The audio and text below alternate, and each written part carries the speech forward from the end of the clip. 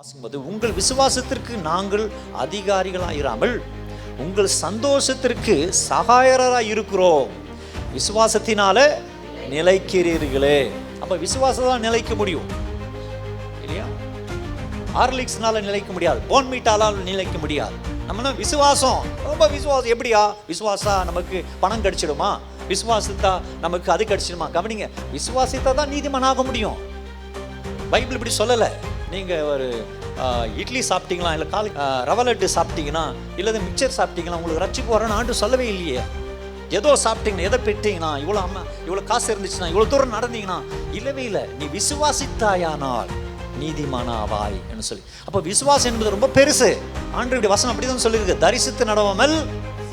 அப்போ விசுவாசிக்க வேண்டும். என் கணவர் மாறுவார், என் பிள்ளைகள் மாறுவாங்க, எனக்கு அமைதி வேணும், நான் அமைதியாக இருந்தால், விசுவாசம் இருந்தால் கர்த்தர் கட்டாயம் ஜெயம் நிச்சயமா கொடுப்பாரு.